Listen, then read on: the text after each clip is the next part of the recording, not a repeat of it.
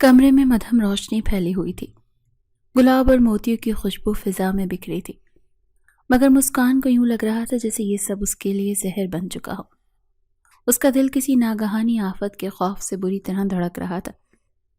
ہاتھ پیر سن ہو رہے تھے۔ وہ سر جھکائے سجی سنوری گلابی سرخ رنگ لہنگے میں بیٹھی تھی، مگر اس کا دماغ کسی اور ہی الجھن میں قید تھا۔ دروازہ کھلنے کی آواز آئی اور وہ چونک گئی۔ سانسیں بے ترتیب ہو گئیں۔ قدموں کی بھاری چاپ فرش پر سنائی دی اور اگلے ہی لمحے ہارون قادوانی کمرے میں داخل ہو چکا تھا۔ سفید کاٹن کا سوٹ کلف کوہنیوں تک چڑھا ہوا، چوڑے شانے، بلند قامت، پروقار انداز۔ اگر وہ کسی شہزادے کی طرح دکھ رہا تھا تو اس کے چہرے کے سخت تاثرات اسے کسی سفاک بادشاہ سے کم بھی نہیں بنا رہے تھے۔ ہارون چند قدم چل کر مسکان کے قریب آیا۔ دس نے دروازہ بند کرنے کی زحمت کی، نہ گھونگھٹ اٹھانے کی۔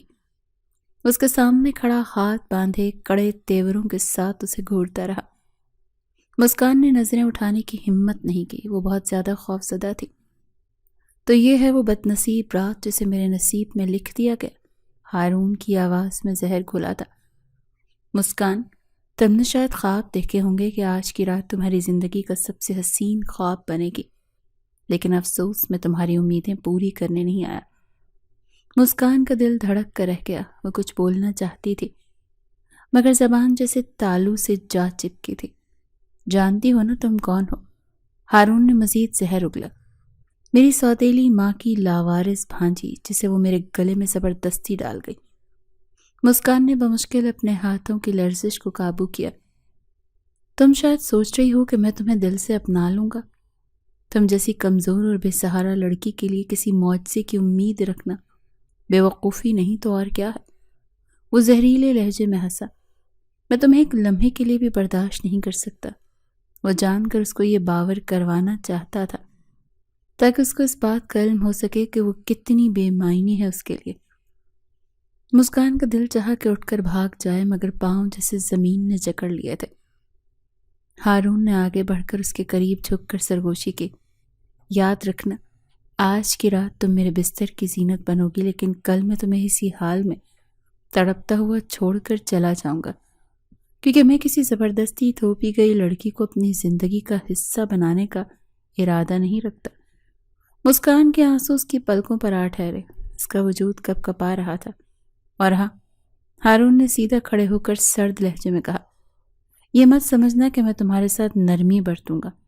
میں وہ سب کچھ کروں گا جو مجھے کرنا چاہیے، اور تمہیں ہر لمحہ یاد دلاؤں گا کہ تم میرے لیے کیا ہو، ایک ناپسندیدہ بوجھ۔ مسکان نے بے اختیار خود کو پیچھے کیا، لیکن ہارون کے تیور بتا رہے تھے کہ وہ اس کی کوئی بھی کوشش بیکار کر دے گا۔ سوچ لو، اس نے آخری بار کیا، یہ کھیل کب تک کھیل سکتی ہو؟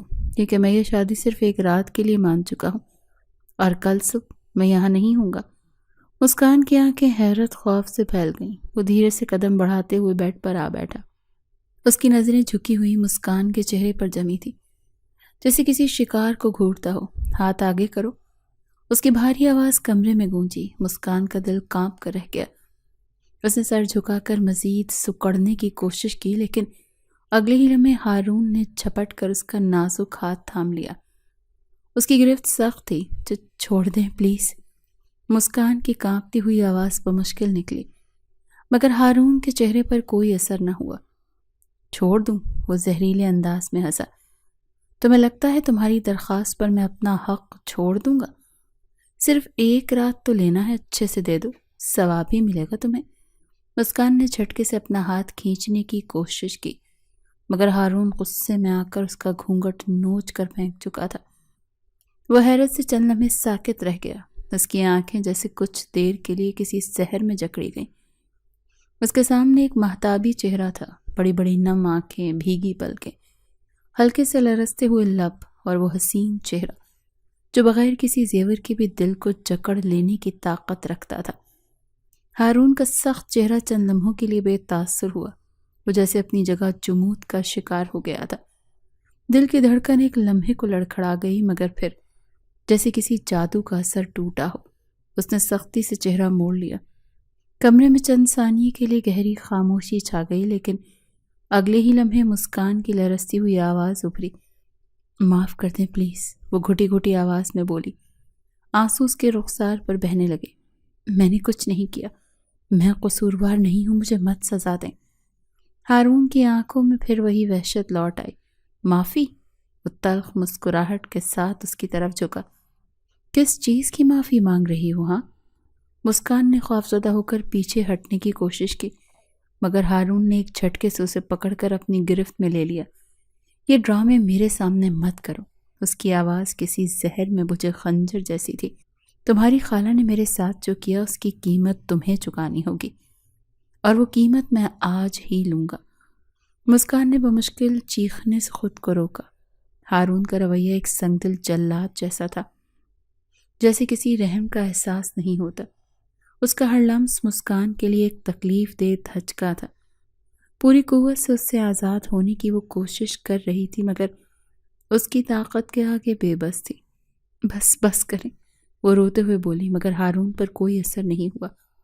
وہ جیسے انسانیت کو کہیں پیچھے چھوڑ چکا تھا اور صرف ایک درندہ اور ہوس کا پجاری شخص لگ رہا تھا، جس کے لیے صرف اور صرف آج کی رات اپنے حق کے لیے ہی بنی تھی، اور وہ حق ایک ایسی لڑکی سے لے رہا تھا جو سب معاملے میں بے قصور تھی، جس نے کچھ نہیں کیا تھا۔ وہ مسکان تھی جو کبھی اپنی ماں کے سامنے اف نہیں کرتی تھی۔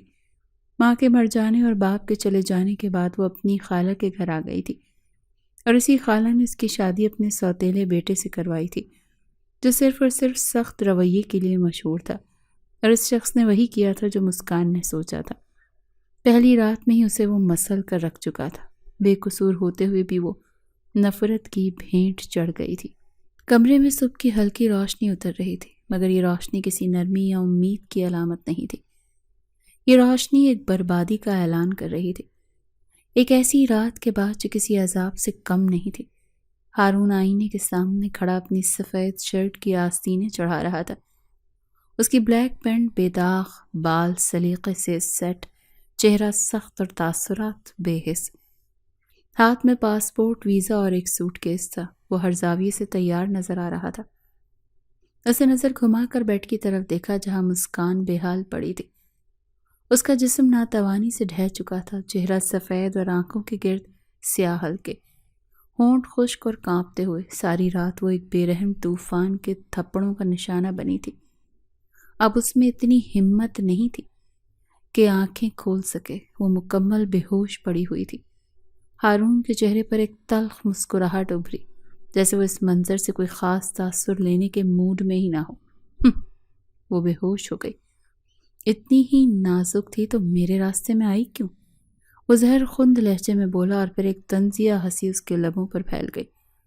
کم از کم اب تمہیں سمجھ آنا چاہیے کہ اس رشتے میں تمہاری حیثیت کیا ہے، صرف ایک رات کی رکھیل۔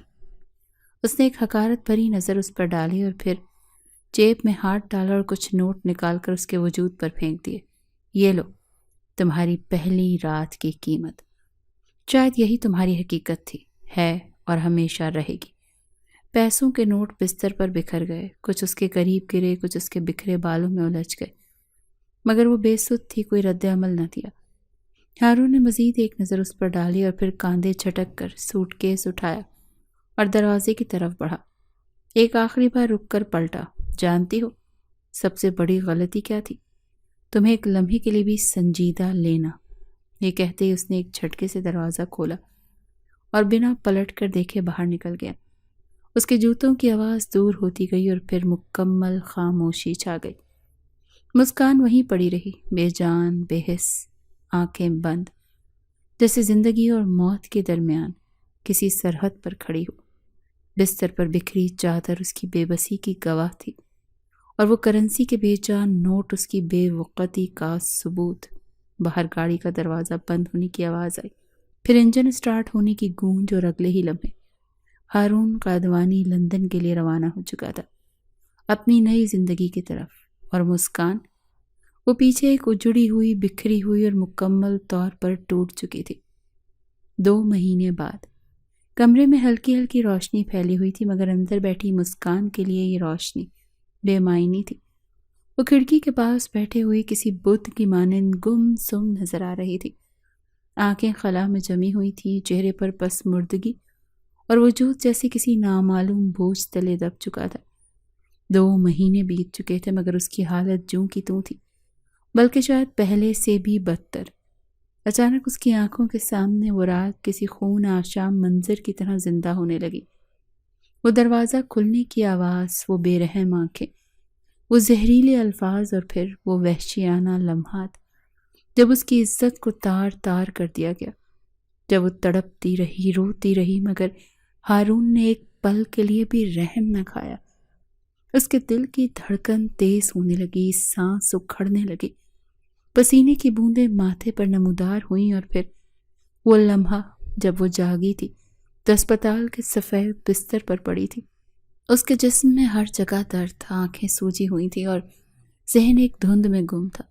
وہ وہیں دبک کر بیٹھ گئی تھی، خود کو سمیٹ لیا تھا جیسے دنیا سب سے بڑی پناہ کا اس کا اپنا وجود ہو، مگر وہ وجود بھی تو پامال ہو چکا تھا، برباد ہو چکا تھا۔ مسکان نے تڑپ کر سر جھٹکا۔ نہیں، وہ سب یاد نہیں کرنا چاہتی تھی، نہیں، مگر وہ لمحے کسی آسیب کی طرح اس پر حملہ آور ہو رہے تھے۔ وہی درد، وہی ذلت، وہی بے بسی، وہی ہارون۔ نہیں نہیں، خدا کے لیے نہیں۔ وہ اچانک سر پر ہاتھ رکھ کر زور سے چیخنے لگی۔ اس کی آواز میں اتنی اذیت تھی کہ دیواریں بھی لرز گئی ہوں۔ مت کرو، چھوڑ دو مجھے، میں نے کچھ نہیں کیا، چھوڑ دو۔ وہ چیختی چلی جا رہی تھی، بلک رہی تھی، تڑپ رہی تھی۔ اس کی آہیں کمرے سے باہر تک سنائی دینے لگی۔ لاؤنج میں بیٹھی زینت بیگم نے چائے کا کپ ایک جھٹکے سے میز پر رکھا اور بوکھلا کر اوپر کی طرف بھاگی۔ دروازہ کھول کر اندر داخل ہوئی تو جو منظر ان کی آنکھوں کے سامنے آیا اس نے ان کا دل چیر کر رکھ دیا۔ مسکان زمین پر گھٹنوں کے بل بیٹھی ہوئی تھی، دونوں ہاتھ سر پر رکھے ہوئے تھے، آنکھوں سے آنسوں کی نہریں بہہ رہی تھیں اور وہ کسی معصوم پرندے کی طرح پھڑ پھڑا رہی تھی۔ مسکان! زینت بیگم بے اختیار اس کی طرف بڑھی، مگر جیسے ہی انہوں نے اسے چھونے کی کوشش کی، مسکان نے ایک جھٹکے سے خود کو پیچھے کیا۔ نہیں، پلیز ہارون، خدا کے لیے مت کرو، مت کرو، مت چھونا مجھے۔ زینت بیگم کا دل کسی نے مٹھی میں جکڑ لیا، اس کی آنکھیں نم ہو گئی۔ مسکان میری بچی، میں ہوں زینت بیگم، میں تمہاری خالہ ہوں، انہوں نے نرمی سے کہا، مگر مسکان کی آنکھیں خوف سے پھیلی ہوئی تھیں۔ مت مارو مجھے، پلیز مت چھونا۔ اس نے ہاتھ جوڑ دیے جیسے کسی گنہگار کی طرح التجا کر رہی ہو۔ زینت بیگم کا ضبط جواب دے گیا، انہوں نے آگے بڑھ کر اسے زور سے اپنے سینے سے لگا لیا۔ بس بس میری بچی، کچھ نہیں ہوا، کوئی نہیں ہے یہاں، میں ہوں تمہارے ساتھ میری جان۔ مسکان کے وجود نے ہلکی سی مزاحمت کی اور پھر جیسے وہ ایک دم بالکل ٹھنڈی پڑ گئی۔ اس کے آنسو سسکیوں میں بدل گئے اور پھر سسکیاں بھی دم توڑ گئی۔ اس کا وجود زینت بیگم کی گود میں ڈہ گیا اور اگلے ہی لمحے وہ بے جان ہو کر بے ہوش ہو گئی تھی۔ زینت بیگم نے تڑپ کر اس کا چہرہ تھپتھپایا مگر وہ بالکل بے حس پڑی تھی۔ یا اللہ میری بچی! انہوں نے فوراً فون ڈاکٹر کو گھمایا۔ پہلی بیل پر ہی ان کی کال ریسیو ہو گئی۔ ڈاکٹر پلیز فوراً آ جائیں، میری بچی کی حالت ٹھیک نہیں ہے۔ ان کی آواز میں گھبراہٹ اور بے بسی کا شدید امتزاج تھا۔ کچھ ہی دیر کے بعد ڈاکٹر ریحانہ کمرے میں موجود تھی، سفید اوور کوٹ پہنے، چہرے پر سنجیدگی اور پیشہ ورانہ مہارت کے ساتھ وہ مسکان کا معائنہ کر رہی تھی۔ مسکان بستر پر لیٹی تھی، آنکھیں بند، چہرہ سفید جیسے خون کی ایک بوند بھی نہ بچی ہو۔ زینت بیگم اس کے سرہانے بیٹھی تھی، آنسو ضبط کرتے ہوئے بس اسے تکے ہی جا رہی تھی۔ ڈاکٹر ریحانہ نے اسٹیتھوسکوپ ہٹایا، مسکان کی کلائی کی نبض دیکھی اور پھر گہرا سانس لیا۔ ان کے چہرے پر ایک عجیب سی کشمکش ابھری۔ زینت بیگم، آپ کو ان کا بہت زیادہ خیال رکھنا ہوگا۔ ان کا لہجہ سخت تھا۔ میں سمجھ رہی ہوں، مگر کیا ہوا ہے اسے؟ زینت بیگم کی بے چینی مزید بڑھ گئی۔ ڈاکٹر ریحانہ نے ایک پل کے لیے ان کی طرف دیکھا جیسے کچھ سوچ رہی ہوں، پھر دھیرے سے بولی، یہ اس وقت شدید ذہنی اور جسمانی کمزوری کا شکار ہے۔ ان کے لیے اس حال میں رہنا خطرناک ہے۔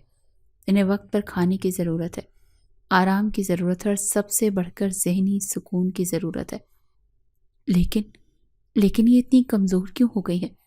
زینت بیگم کا دل کسی انجانے خوف سے لرز اٹھا تھا۔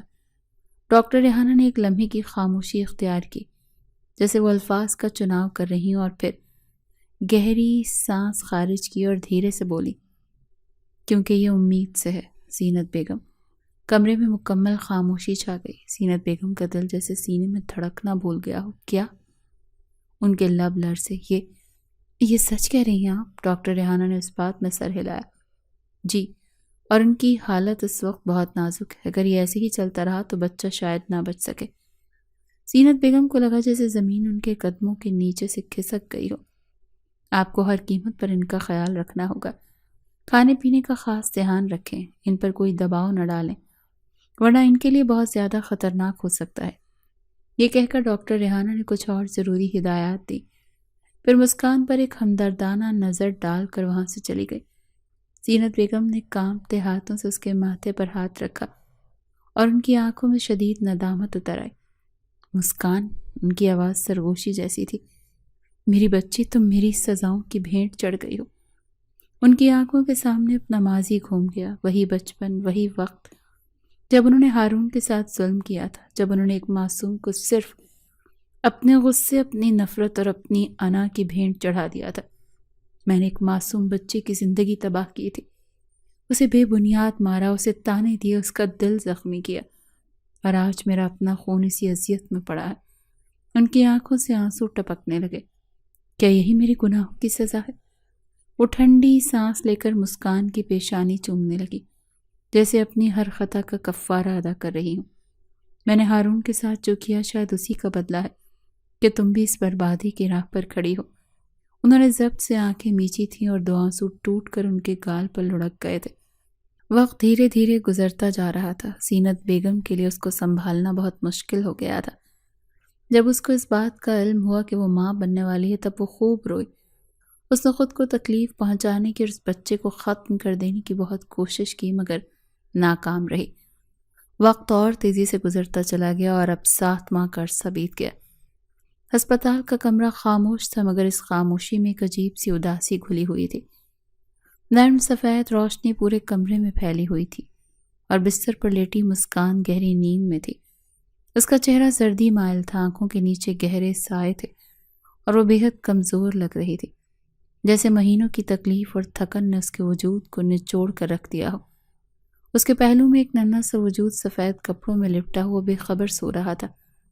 اس کا ننھا چہرہ، گلابی ہونٹ، بند آنکھیں، وہ بالکل معصوم فرشتے جیسا لگ رہا تھا۔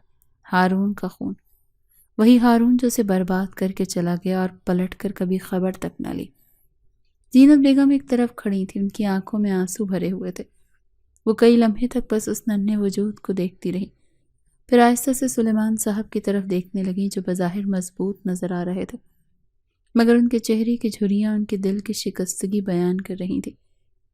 زینت بیگم نے گہری سانس لی اور پھر دھیرے سے بولی، آپ اپنے بیٹے کو فون کریں، بتائیں کہ اس کی اولاد ہوئی ہے، شاید وہ آ جائے، شاید وہ اپنی غلطی کا احساس کر لے۔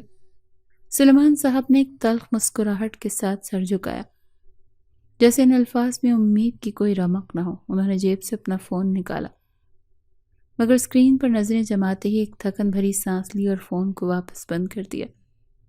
وہ میری بات نہیں سنتا زینت، ان کی آواز میں شکست خوردگی نمایاں تھی۔ میری کال ریسیو نہیں کرتا۔ زینت بیگم نے بے بسی سے انہیں دیکھا۔ کیا تم نے آج کوشش کی؟ سلیمان صاحب نے سر اس بات میں ہلایا۔ نہ جانے کتنی بار کوشش کر چکا ہوں، مسکان کی حالت بتانے کے لیے، اس کے درد کا احساس دلانے کے لیے، مگر وہ، اس نے ایک بار بھی پلٹ کر نہیں پوچھا۔ زینت بیگم نے بے بسی سے اپنی آنکھیں بند کر لیں۔ ان کا دل چاہا کہ چیخ چیخ کر ہارون کو کوسیں، اسے جھنجھوڑیں، مگر وہ جانتی تھی جس کے اندر احساس مر جائے اسے کوئی پکار واپس نہیں لا سکتی۔ یہی تمہاری تربیت تھی سلیمان؟ ان کا لہجہ زہر خون تھا۔ ایک باپ اپنے بیٹے کو کتنی بار فون کرے کہ تمہاری بیوی برباد ہو رہی ہے، تمہارا بچہ دنیا میں آنے والا ہے، اور وہ سننے کو تیار تک نہیں۔ سلیمان صاحب نے دکھ سے اپنی بیوی کو دیکھا۔ کیا میں نے کم اذیت سے ہی ہے زینت؟ میں بھی باپ ہوں، مگر ایک ایسا باپ جس کا بیٹا اسے اہمیت دینا تو دور، سننا بھی گوارا نہیں کرتا۔ کمرے میں ایک بار پھر خاموشی چھا گئی۔ باہر رات کا اندھیرا گہرا ہو رہا تھا اور اندر دو ہارے ہوئے انسان ایک دوسرے کے سامنے کھڑے تھے۔ مسکان بدستور گہری نیند میں تھی، اس کے وجود میں کوئی جنبش نہیں تھی، اور اس کا معصوم بچہ جو بھی دنیا میں آیا تھا اس بے خبری میں سو رہا تھا کہ جس کے باپ کے نام کا وہ وارث تھا وہ شاید کبھی اسے اپنائے ہی نہ۔ 1.5 سال بعد جیسے وقت ایک سا نہیں رہتا ایسے ہی دکھ بھی ایک سا نہیں رہتا۔ حویلی کی سرسبز لان میں شام کی سنہری روشنی نرم گھاس پر چھن چھن کر گر رہی تھی، ہوا میں ہلکی ہلکی خنکی تھی اور دور کہیں پرندے اپنے گھونسلوں کو لوٹ رہے تھے۔ لان کے وسط میں سفید لباس میں ملبوس مسکان بیٹھی تھی، اس کے چہرے پر پہلے جیسی ویرانی نہیں تھی، اب وہ زندگی کی طرف لوٹ رہی تھی۔ اس کی گود میں ایک چھوٹا سا گلابی گالوں والا بچہ بیٹھا تھا جو اپنی توتلی سی زبان میں کچھ بولنے کی کوشش کر رہا تھا۔ وہ کبھی اپنی چھوٹی چھوٹی انگلیاں اپنی ماں کے چہرے پر رکھ دیتا، کبھی اس کے کپڑوں کو مٹھی میں جکڑ کر کھینچنے لگتا اور کبھی اپنی بڑی بڑی معصوم آنکھوں سے مسکان کو تکنے لگتا جیسے کچھ کہنا چاہتا ہو۔ ارحم بیٹا، چمچ پکڑو، ایک نوالا تو کھا لو، مسکان نے نرم لہجے میں کہا اور چمچ بچے کے منہ کے قریب لے گئی۔ نہ، ارحم نے فوراً گردن جھٹکی، چھوٹے چھوٹے ہاتھوں سے چمچ کو پیچھے دھکیلنے کی کوشش کی اور پھر ایک دم سے اس کی گود سے نکل کر زمین پر گھٹنوں کے بل بیٹھ گیا۔ ارحم، مسکان نے حیرت سے اسے پکڑنے کی کوشش کی مگر وہ تو بجلی کسی تیزی سے لان میں بھاگ نکلا۔ ننھے ننھے قدم، چھوٹی چھوٹی ہنسی۔ مسکان ایک لمحے کے لیے تھک کر بیٹھی اور پھر مسکراتے اس کے پیچھے دوڑی۔ ارحم ادھر آؤ بیٹا، کہاں جا رہے ہو؟ ارحم ہنستا ہوا آگے آگے بھاگ رہا تھا اور مسکان اس کے پیچھے پیچھے۔ زینت بیگم جو اندر بیٹھی چائے پی رہی تھی جب باہر سے کھلکھلاہٹ کی آواز سنی تو بے اختیار ان کے قدم لان کی طرف بڑھ گئے۔ جیسے ہی انہوں نے مسکان کو اپنے ننھے سے بیٹے کے پیچھے بھاگتے دیکھا ان کے لبوں پر ایک سکون بھری مسکراہٹ آ گئی۔ یہ کیا ہو رہا ہے یہاں؟ انہوں نے مسکان کو چھیڑنے کے انداز میں کہا۔ مسکان ہانپتی ہوئی رک گئی۔ خالہ دیکھیں نا، یہ کھانے کے لیے بالکل تیار نہیں، بس دوڑنے میں ماہر ہو گیا ہے۔ زینت بیگم نے ہنستے ہوئے آگے بڑھ کر فوراً ارحم کو گود میں اٹھا لیا۔ ارے چھوٹے نواب، اتنا تنگ کیوں کر رہے ہو اپنی ماں کو؟ ارحم نے فوراً اپنی بڑی آنکھیں گھما کر انہیں دیکھا اور ہنسنے لگا جیسے اسے علم ہو کہ وہ سب کی جان ہے۔ اب دیکھنا تمہیں کھانا کیسے کھلاتی ہوں، زینت بیگم نے شرارت سے کہا اور مسکان کو آنکھ ماری اور مل کر زبردستی چمچ ارحم کے منہ کے قریب کیا۔ پہلے تو وہ مزاحمت کرتا رہا، ہاتھ پاؤں چلائے، منہ دوسری طرف موڑ لیا، مگر جب چمچ اس کے لبوں تک آیا تو بے ساختہ چمچ کو منہ میں لے کر مزے سے چبا گیا۔ ہاں دیکھا، آخر ماؤں سے زیادہ چالاک کوئی نہیں، زینت بیگم نے فاتحانہ انداز میں کہا۔ مسکان نے مسکرا کر ارحم کے چھوٹے چھوٹے بالوں میں انگلیاں پھیری۔ یہ ہمارا شہزادہ ہے نا؟ ہاں بالکل۔ زینت بیگم نے مسکان کے کاندھے پر ہاتھ رکھا۔ اور تم میری بہادر بیٹی ہو۔ اس 1.5 سال کے عرصے میں زینت بیگم نے کئی مراحل طے کیے تھے۔ کئی بار وہ ٹوٹ کر بکھری تھیں، کئی بار وہ روئی تھیں، کئی بار وہ اتنی مچلی تھی کہ ان کے لیے سنبھالنا مشکل ہو گیا تھا۔ وہ ارحم کو قبول نہیں کر رہی، مگر پھر ایک ماں کی ممتا تڑپ ہی اٹھی۔ اس نے اپنے روتے ہوئے بچے کو سینے سے لگا ہی لیا، اور پھر وہ دن تھا، اور آج کا دن تھا۔ وہ بدل گئی تھی، اس نے اپنے دکھ کو پرے دھکیل دیا تھا اور اپنے پھول کے لیے جینے لگی تھی۔ ایک ماں نے زندگی کو جیت لیا تھا، مگر ایک بیوی زندگی ہار گئی تھی۔ ایئرپورٹ کو بلند و بالا عمارت کے شیشوں سے چھن کر پڑتی روشنی اس کے چہرے کو ہلکا سا سنہری کر رہی تھی۔ 3 سال کے بعد وہ اس سرزمین پر قدم رکھ چکا تھا جسے وہ ہمیشہ کے لیے چھوڑ چکا تھا۔ ہارون قادوانی جو پہلے ہی بلا کا حسین تھا، اب مزید دلکش اور پرروب لگ رہا تھا۔ اس کا سنجیدہ چہرہ، چمکدار گہری آنکھیں، مضبوط جبڑا اور ہلکی بڑھی ہوئی شیو اسے مزید باوقار بنا رہی تھی۔ وہ بلیک پینٹ اور شرٹ پر ڈارک براؤن اوور کوٹ پہنے کھڑا تھا جیسے کسی بزنس میگزین کے سر ورق کی زینت ہو۔ ہاتھ میں موبائل پکڑے وہ بے چینی سے اسکرین پر نظریں جمائے کھڑا تھا، جبکہ دوسری جانب اس کا پرسنل اسسٹنٹ پسینے میں شرابور کھڑا تھا۔ ہارون کے ماتھے پر ہلکی سی تیوری تھی۔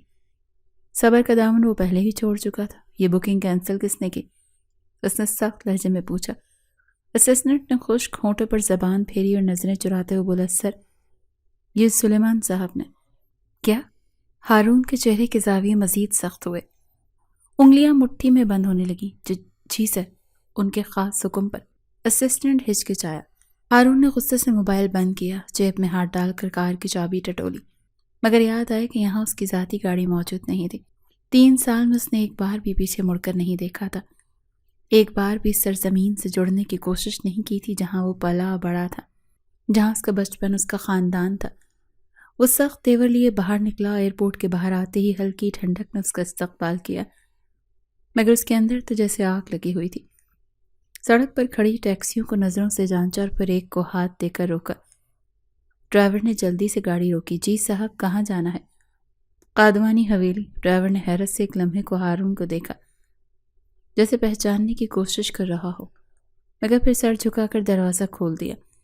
ہارون گاڑی میں بیٹھتے ہی لمبی سانس لے کر نشست سے ٹیک لگا گیا۔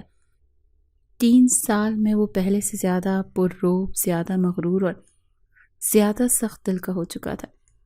لندن کی بزنس لائف نے اس کی شخصیت میں مزید سنجیدگی بھر دی تھی، مگر کہیں نہ کہیں دل کے کسی نہا خانے میں اب بھی ایک خلا موجود تھا جسے وہ خود بھی محسوس نہیں کرتا تھا۔ گاڑی کے شیشے سے باہر دیکھتے اس نے سرگوشی میں خود سے کہا، یہاں آنا میری غلطی ہے، مگر شاید قسمت نے اسے یہاں کسی بڑے مقصد کے لیے بلایا تھا، اور وہ اس حقیقت سے لاعلم تھا کہ حویلی میں نہ صرف اس کا ماضی بلکہ اس کا مستقبل بھی انتظار کر رہا تھا۔ ایک ننھا سا وجود جو اس کا خون تھا، جو اس کی محبت اور بے رحمی کا امتزاج تھا، اور جس کی ہنسی میں شاید وہ نرمی تھی جو ہارون کھو چکا تھا۔ حویلی کے آہنی دروازے پر کار کے ٹائر رکے تو گیٹ کیپر نے جھٹ سے دروازہ کھولا، مگر اگلے ہی لمحے سامنے کھڑے اس شخص کو دیکھ کر اس کی آنکھیں حیرت سے پھیل گئیں۔ 3 سال پہلے جو شخص اس حویلی کو ہمیشہ کے لیے چھوڑ کر گیا تھا، وہ آج رات کے اس پہر اچانک یوں لوٹ آیا تھا جیسے کسی خواب کا کوئی بچھڑا کردار حقیقت میں واپس آ گیا ہو۔ ہارون قادوانی نے ایک سرسری نگاہ گیٹ کیپر پر ڈالی اور بغیر کسی رد عمل کے قدم اندر بڑھا دیے۔ اس کے پیچھے اس کا پرسنل اسسٹنٹ خاموشی سے چل رہا تھا، مگر لاؤنج میں داخل ہوتے ہی ہارون نے ایک نظر سنسان ماحول پر ڈالی جہاں ہر طرف گہری خاموشی ڈوبی ہوئی تھی۔ گیسٹ روم میں جا کر آرام کرو، صبح ملاقات ہوگی، اس نے اسپاٹ لہجے میں اپنے اسسٹنٹ سے کہا، اور خود اپنے کمرے کی طرف بڑھ گیا جہاں اس کے خیال میں وہی پرانا تنہائی کا راج ہوگا۔ وہ دروازے تک پہنچا، ہلکا سا دھکا دیا اور جیسے ہی اندر قدم رکھا، کمرے میں مدھم روشنی میں ایک نسوانی وجود نظر آیا جو بستر پر خوابوں کی دنیا میں مگن تھا۔ ہارون کی سانس ایک پل کو تھم گئی۔ مسکان؟ اس کا دل ایک عجیب سی بے چینی سے دوچار ہو گیا۔ یہ یہاں کیا کر رہی ہے؟ یہ تو اس کے کمرے میں نہیں رہتی تھی۔ وہ بمشکل قدم آگے بڑھانے ہی والا تھا کہ اچانک بستر پر موجود وجود میں ہلکی سی جنبش ہوئی۔ وہ جیسے کسی آہٹ کے زیر اثر جاگ چکی تھی۔ مسکان نے آنکھیں مسلتے ہوئے اپنے گرد و نواح کو دیکھا، پھر جیسے ہی سامنے کھڑے وجود پر نظر پڑی تو اس کا پورا بدن ایک دم ساکت ہو گیا۔ سانسیں اٹک گئیں، دل کی دھڑکن لمحہ بلمحہ تیز ہو گئی۔ وہ وہم سمجھ کر دوبارہ پلکیں جھپکنے لگی، مگر سامنے کھڑا شخص تو واقعی ہارون قادوانی تھا، اس کا شوہر، جسے وہ 3 سال پہلے اپنے ہی ہاتھوں دفن کر چکی تھی۔ وہ دہشت زدہ نظروں سے ہارون کو دیکھ رہی تھی جبکہ ہارون کی نظریں اس پر جمی ہوئی تھی، مگر اچانک اس کی نگاہیں اس کے برابر میں سوئے ایک چھوٹے وجود پر جا ٹکیں۔ وہ 2 قدم آگے بڑھا لیکن مسکان خوف سے مزید پیچھے ہٹ گئی۔ اس کی آنکھیں التجا کر رہی تھیں، اس کے ہاتھ کانپ رہے تھے، مگر ہارون کا سارا دھیان اب بستر پر پڑے اس معصوم چہرے پر تھا۔ یہ کون ہے؟ اس کا لہجہ سرد تھا مگر اس میں ایک انجانی لرزش تھی، جیسے وہ خود بھی اپنے سوال سے ڈر رہا ہو۔ مسکان کی زبان تالو سے جا لگی، اس کے ہونٹ کانپے مگر وہ کچھ کہہ نہ سکی۔ ہارون کے چہرے پر اتنے رنگ آ جا رہے تھے کہ وہ سمجھ نہیں پا رہی تھی کہ اس کی کیفیت ابھی کیا ہو رہی ہے۔ کمرے میں موجود جیسی خاموشی تھی لیکن ہارون کے دل میں ایک طوفان اٹھ کھڑا ہوا تھا۔ اس کی نظر اس معصوم وجود پر جمی ہوئی تھی جو نیند میں بے خبر تھا، مگر ہارون کی اپنی روح جیسے کسی انجانے خوف میں جکڑ گئی تھی۔ وہ بے یقینی سے آگے بڑھا، اس کی نظریں بار بار مسکان سے اس ننھے وجود تک جا رہی تھیں۔ کون ہے یہ؟ اس کی آواز دھیمی مگر زہر آلود تھی، جیسے اندر ہی اندر کوئی آتش فشاں دہک رہا ہو۔ مسکان کی سانس اٹک گئی، وہ ہارون کی آنکھوں میں جلتے شعلے دیکھ کر مزید سکڑ گئی۔ میں نے پوچھا یہ کون ہے؟ اس بار اس کا لہجہ سخت اور سوال کوار گہرا تھا۔ مسکان کی نظریں زمین میں گڑ گئیں، وہ چاہ کر بھی لب نہیں کھول پا رہی تھی۔ ہارون کی برداشت جواب دے گئی۔ وہ جھٹکے سے آگے بڑھا اور اس کا بازو سختی سے دبوچ کر جھنجھوڑ دیا۔ بولو مسکان، کون ہے یہ بچہ؟ اس کا لہجہ غصے سے بھرا تھا، مگر اندر کہیں ایک انجانا خوف سر اٹھا رہا تھا۔ مسکان نے سہم کر آنکھیں موند لیں، آنسو گالوں پر لڑک آئے، اس کی زبان جیسے گنگ ہو گئی۔ مسکان، ہارون کی گرفت مزید سخت ہو گئی۔ ارحم ہے، وہ ہچکچاتے ہوئے روتے روتے بولی۔ کیا؟ ہارون کا دل ایک پل کو تھم گیا۔ ارحم ہے؟ میرا بیٹا؟ اس کی آواز لرز رہی تھی، مگر ان الفاظ نے جیسے کمرے میں دھماکہ کر دیا تھا۔ ہارون کی گرفت ڈھیلی پڑ گئی، وہ پلکیں جھپکنا بھول گیا۔ تمہارا بیٹا؟ وہ سرسراتی آواز میں بولی، جیسے اس کا دماغ ماننے سے انکار کر رہا ہو۔ پھر لمحے بھر میں جیسے حقیقت اس پر بجلی کی طرح گری۔ اس کی نظریں ایک بار پھر معصوم ارحم پر جا کر رکی، جو اس کے بستر پر نرم کمبل میں لپٹا سکون سے سو رہا تھا۔ یعنی؟ ہارون کے الفاظ پھنس گئے۔ اس نے بے یقینی سے ایک دو قدم پیچھے لیے، جیسے اپنے ہی وجود کی حقیقت سے فرار چاہتا ہو، مگر حقیقت نے اسے جکڑ لیا تھا۔ یہ میرا بیٹا ہے؟ اس کی آواز سرگوشی میں بدل گئی، جیسے وہ خود سے سوال کر رہا ہو۔ مسکان نے آنکھیں اٹھائیں جو آنسوں سے لبریز تھی، اور صرف ہلکا سا سر ہلا دیا۔ ہارون کا دل جیسے کسی نے مٹھی میں دبا دیا ہو۔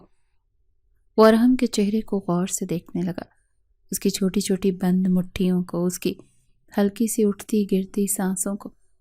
ایک لمحہ پہلے جو بے یقینی تھی، اب دھیرے دھیرے حیرت اور پھر کسی انجانے جذبے میں بدل رہی تھی۔ ارحم، ہارون قادوانی، وہ زیر لب بڑبڑایا، جیسے اس حقیقت کو قبول کرنے کی کوشش کر رہا ہو۔ اس کے وجود کا حصہ، اس کا خون، اس کی نسل، 3 سال پہلے جیسے وہ پیچھے چھوڑ آیا تھا، وہ آج اس کے سامنے کھڑا تھا، ایک ننھی سی جان کی صورت۔ وہ سانس لینا بھول گیا تھا، اپنے دل میں اٹھتے طوفان کو سمجھنے سے قاصر تھا۔ اور مسکان، وہ اب بھی سہمی ہوئی تھی، روتی نظروں سے اس شخص کو دیکھ رہی تھی جس کے برسوں پہلے اس کی دنیا اجاڑ دی تھی، مگر آج اس کی دنیا اس کے سامنے سانس لے رہی تھی۔ وقت جیسے تھم گیا تھا، ہارون کی سانسیں بے ترتیب ہو گئی، اس کا دل ایک عجیب سی شدت سے دھڑک رہا تھا۔ وہ اپنی جگہ پر سن کھڑا تھا، نظریں اپنے بیٹے پر جمائے۔ وہ ننھا سا وجود جو اس کے وجود کا حصہ تھا، جو اس کے نام کا وارث تھا، پھر وہ رکا نہیں، ایک جھٹکے میں بستر کے پاس آیا، جھک کر اپنے بیٹے کو باہوں میں اٹھا لیا۔ جیسے اس نے ننھی جان کو اپنے سینے سے لگایا، ایک انوکھا سا احساس اس کے اندر سرایت کر گیا۔ وہ جو ہمیشہ سخت رہا، جس کی آنکھوں میں کبھی آنسو نہیں آئے، جس نے اپنی سوتیلی ماں کے ظلم بھی خاموشی سے سہے تھے، وہ ہارون قادوانی آج اپنی اولاد کو باہوں میں لے کر رو رہا تھا۔ میرا بیٹا، میرا ارحم، وہ ہولے سے بڑبڑایا، جیسے خود کو یقین دلانے کی کوشش کر رہا ہو کہ یہ حقیقت ہے، کوئی خواب نہیں۔ مسکان حیرانگی سے یہ منظر دیکھ رہی تھی۔ اس نے تو کبھی تصور بھی نہیں کیا تھا کہ ہارون جو 3 سال پہلے اسے اس حال میں چھوڑ کر گیا تھا، وہ یوں لوٹے گا۔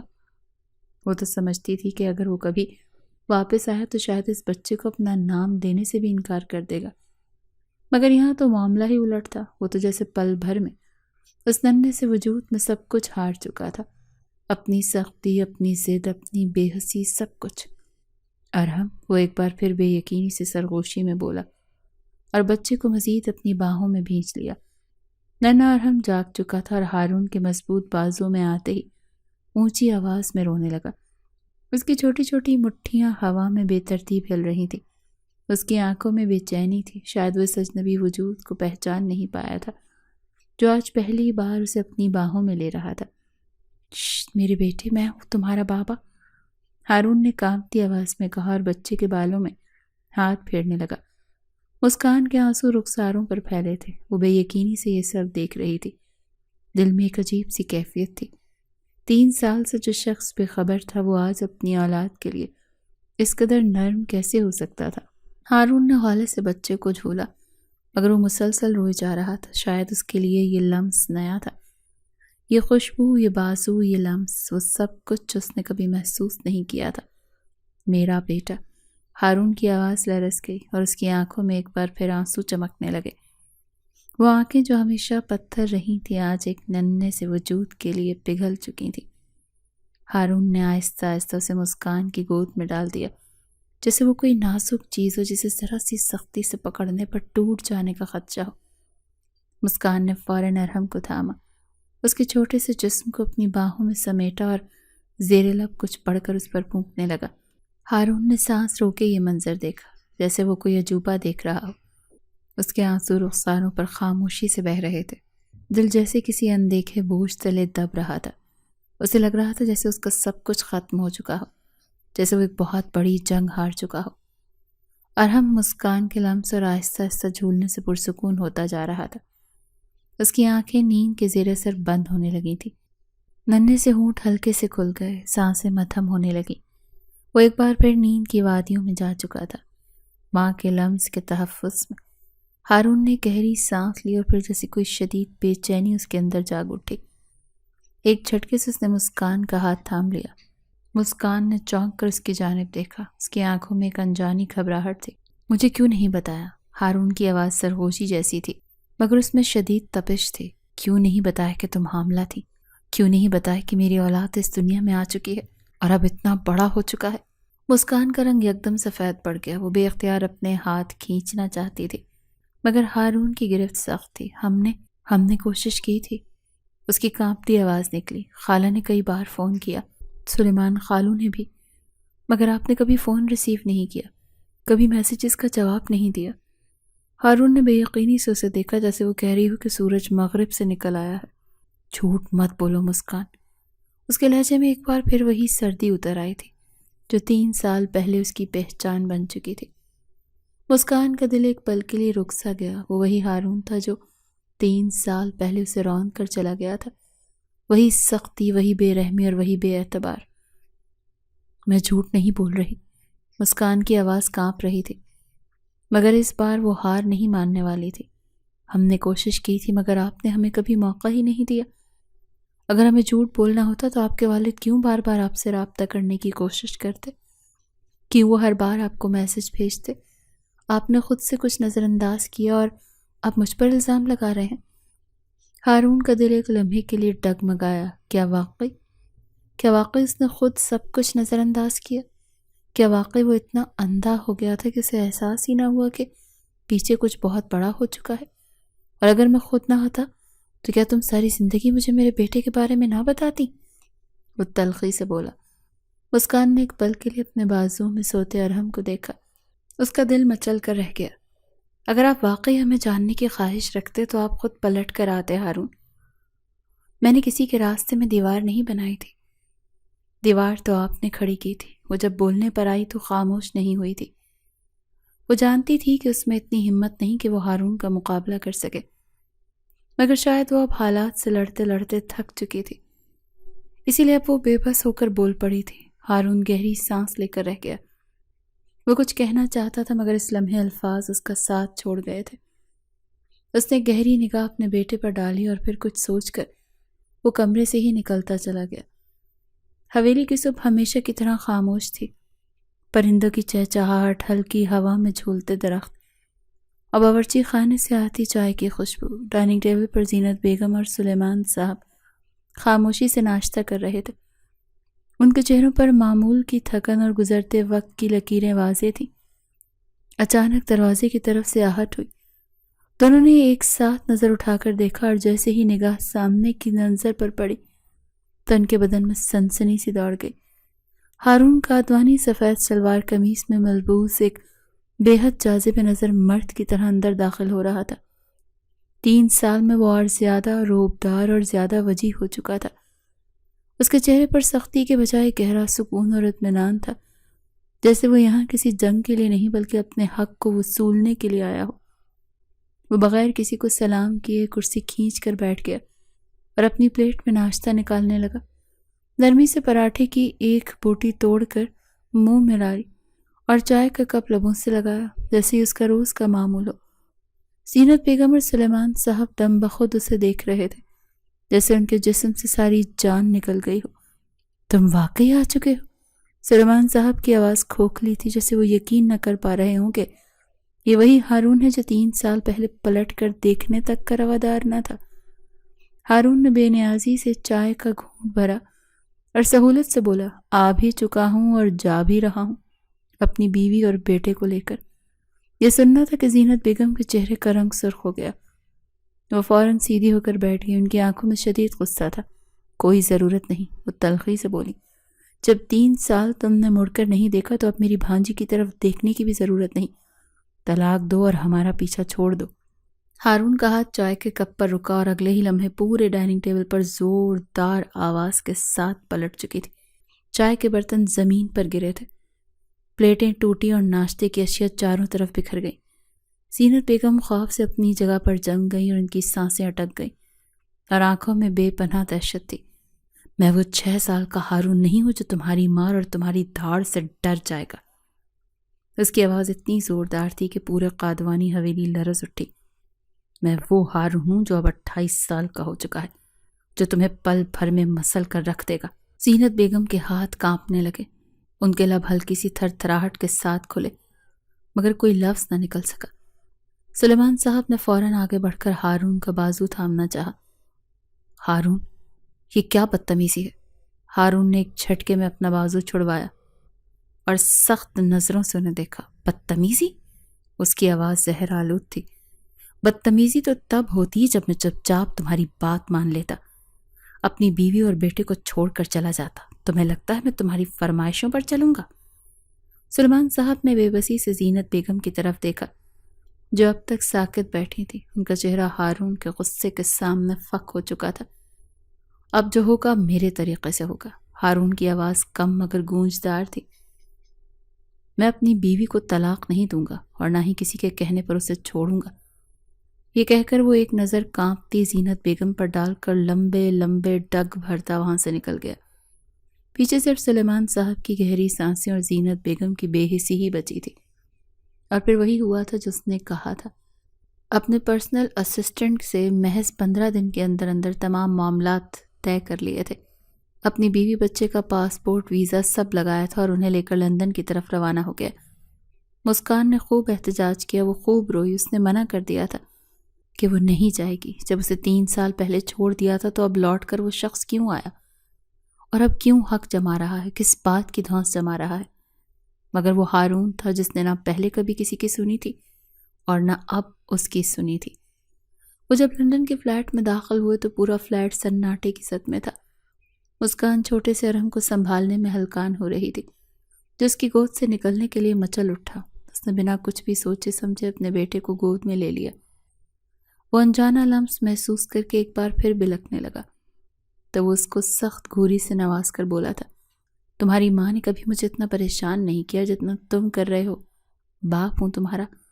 وہ سختی سے بولا تو لمحے بھر کے لیے ارحم خاموش ہو گیا اور اپنی بڑی بڑی آنکھیں کھول کر اس کو دیکھنے لگا، اور پھر لمحے میں اس نے اپنے چھوٹے سے ہاتھ کا تھپڑ زور سے اس کے گال پر مارا تھا جیسے اپنی ساری جدائی کا بدلہ لے رہا ہو۔ پھر نہ جانے اسے کیا ہوا، اس کے گال پر اپنے گیلے ہونٹ رکھنے لگا تھا۔ ارحم نے اس رد عمل پر مسکان نے گھور کر اس کو دیکھا تھا اور دل ہی دل میں کلس کر بولی، باپ کا چمچا، جبکہ وہ فوراً ہی اسے اپنی باہوں میں بھیج چکا تھا۔ رفتہ رفتہ وقت گزر رہا تھا، اس نے مسکان کی طرف اپنا قدم نہیں بڑھائے تھے، وہ اس کو وقت دے رہا تھا۔ آج بھی معمول کا ہی دن تھا، سب سے وہ ارحم کو سنبھالنے میں لگی ہوئی تھی جب اچانک وہ گھر کے اندر داخل ہوا۔ ہاتھ میں پھولوں کا گلدستہ اور کیک لیے وہ سیدھا اپنے کمرے میں آیا تھا جہاں اس کی بیوی اس کے بیٹے کو سنبھالنے میں پاگل ہو چکی تھی۔ جب اس نے فوراً ہی ارحم کو بہت پیار سے اپنی آغوش میں لیا تھا، اس کا لمس محسوس کرتے ہی وہ پرسکون ہو گیا تھا اور اس کے کاندھے کے ساتھ لگ کر اپنی ماں کو دیکھنے لگا تھا۔ بنا کچھ بھی بولے ہارون گھٹنوں کے بل بیٹھا تھا۔ پھول اپنی بیوی کی طرف بڑھاتے ہوئے اس نے تمام ضد کو بھلا دیا تھا۔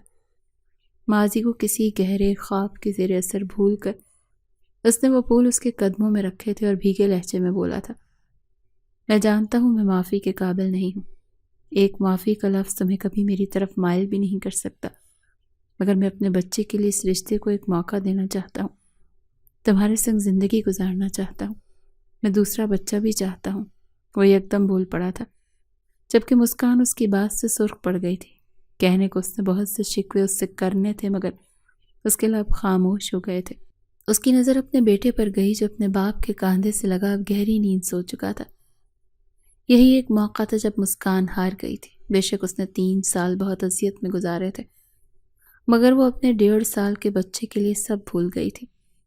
ایک ماں کی ممتا تڑپ اٹھی تھی اور اس نے فوراً ہی وہ پھول اٹھا کر ایک طرف رکھے تھے اور ہارون کے سینے سے لگ گئی تھی، جس کا جواب تھا کہ وہ راضی ایک نئی زندگی کے لیے۔ اور پھر ہارون نے وہ کر دکھایا تھا جس کا تصور بھی مسکان نے نہیں کیا تھا۔ وہ اس کو سر آنکھوں پر بٹھاتا تھا، اپنی ہر غلطی کی ہر رات معافی مانگتا تھا، اور وہ بھی اب اس کو معاف کر کے اپنے بیٹے کے سنگ ایک نئی زندگی شروع کر چکی تھی۔